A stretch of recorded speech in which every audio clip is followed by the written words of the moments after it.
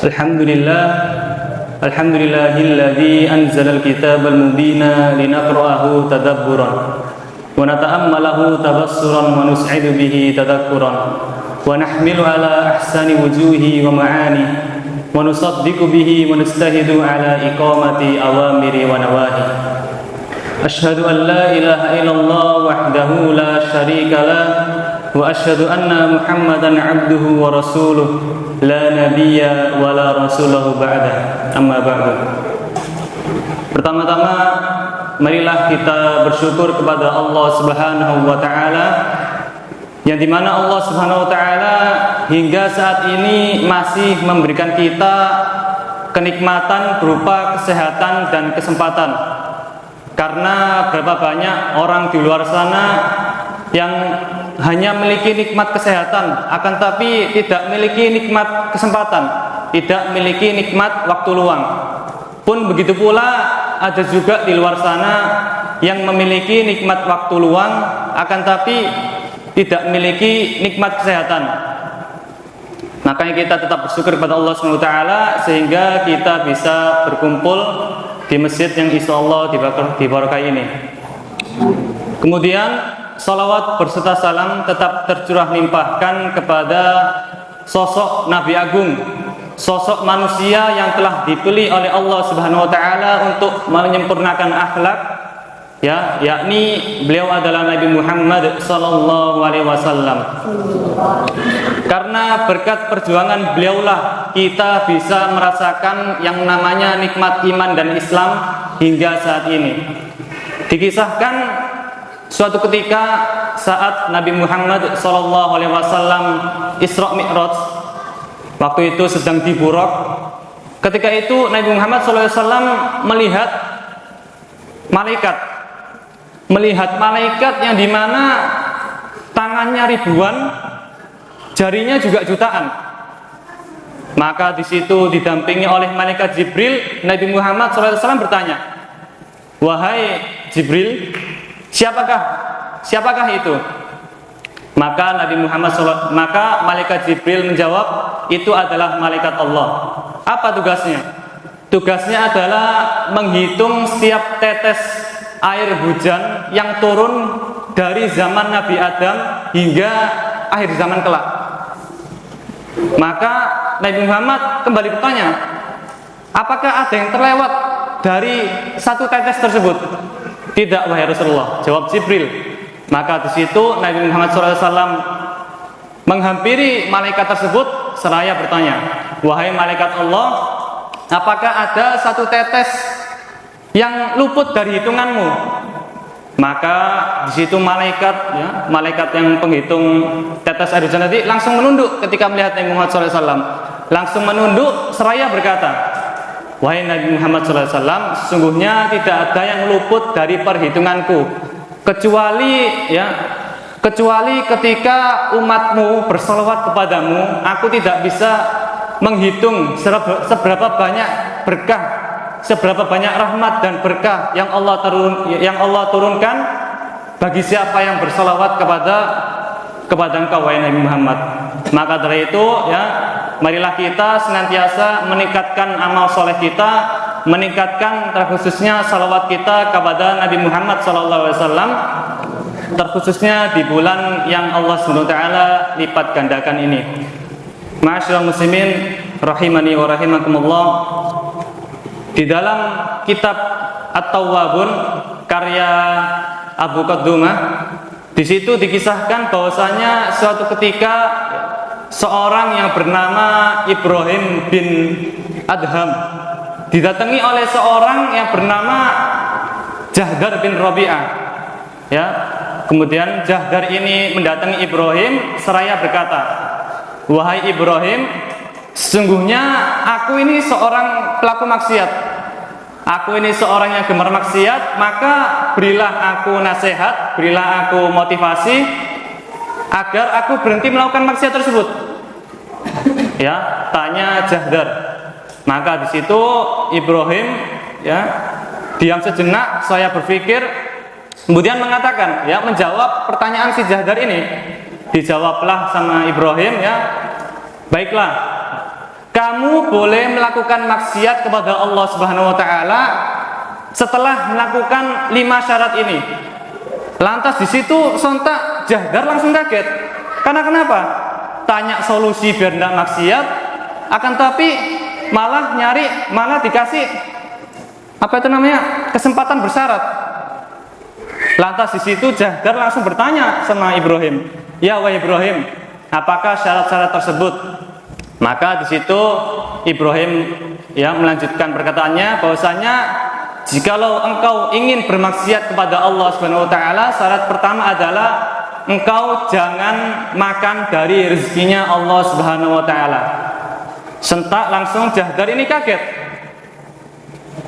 bin bingung, seraya berkata kepada Ibrahim, "Wahai Ibrahim, gimana caranya aku nggak makan dari rezekinya Allah Subhanahu wa taala, sedangkan seluruh yang tumbuh dari bumi ini itu milik Allah Subhanahu wa taala, itu dari Allah Subhanahu wa taala."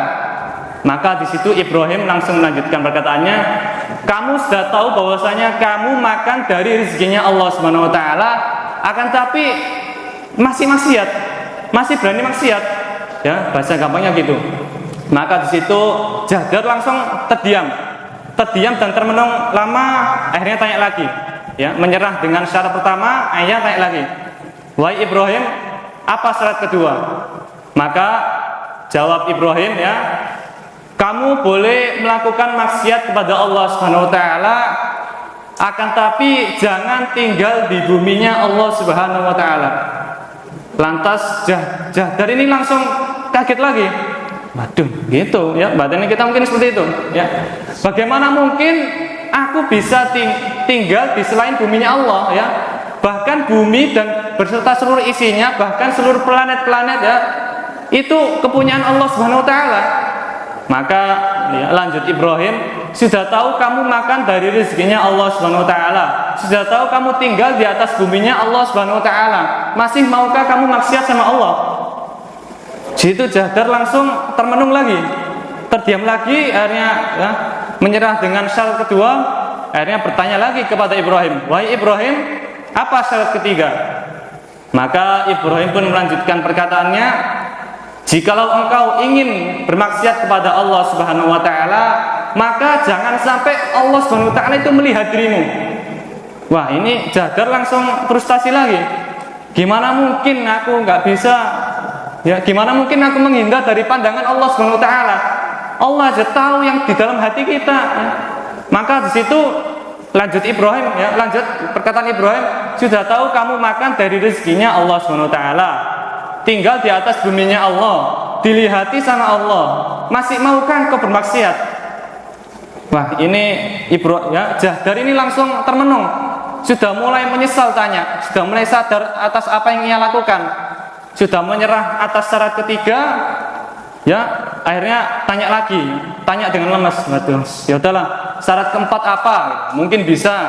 Seperti itu mungkin kalau kita Akhirnya Ibrahim melanjutkan perkataannya, "Baiklah, syarat keempat, kalau kamu pengen bermaksiat sama Allah Subhanahu wa taala, maka nanti ketika malaikat maut hendak mencabut nyawamu, bilang sama malaikat maut, 'Malaikat maut, bentar, saya mau tobat dulu.'" Bahasa gampangnya gitu. Lantas Jahdar langsung, wah, lemes lagi. Gimana caranya gitu? Pasti tidak akan mau malaikat maut itu.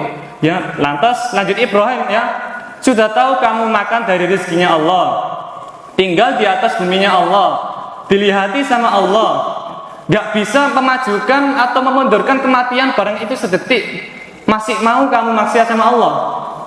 Lantas si Jahdar ini mulai sadar apa yang ia lakukan, mulai sadar diri, mulai termenung lama. Akhirnya baru tanya lagi, "Wahai Ibrahim, apa syarat terakhir?" Maka syarat terakhir yang diberikan oleh Ibrahim bahwasanya, "Jikalau engkau ingin bermaksiat sama Allah Subhanahu wa taala, maka nanti ketika di yaumil akhir, ketika malaikat Zabaniyah hendak menggiringmu ke dalam neraka, tolak, nggak mau, lari aja, jangan mau masuk neraka."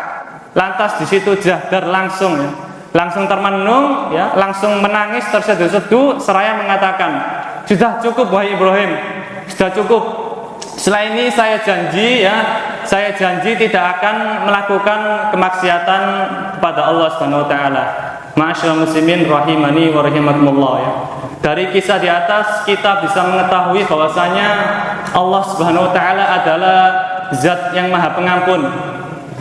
Dan kita juga mengetahui bahwasanya Allah Subhanahu wa taala lah yang telah memberikan kita rezeki, yang telah memberikan kita tempat tinggal. Allah Subhanahu wa taala juga mengawasi kita. Allah Subhanahu wa taala ya, kita tidak bisa menghindar dari kematian barang itu sedetik. Maka masih pantaskah kita bermaksiat sama Allah Subhanahu wa taala?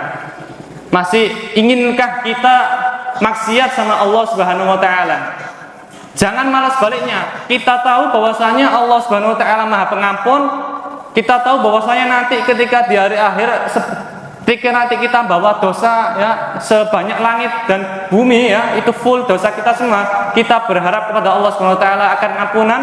Allah Subhanahu wa taala akan mengampuni kita ya. Kita tahu bahwasanya Allah Maha Pengampun, akan tapi kita itu jadikan sebagai sebagai motivasi, sebagai pegangan. Halah enggak apa, maksiat dulu nanti bisa tobat. Halah enggak apa, nanti aja Allah Maha Pengampun kok ya. Sebagaimana perkataan dari Imam Ibnu Qayyim rahimahullah, bahwasanya orang yang paling bodoh adalah orang yang mengetahui bahwasanya Allah Subhanahu wa taala Maha Pengampun, akan tapi ia jadikan itu alasan sebagai bermaksiat kepada Allah Subhanahu wa taala.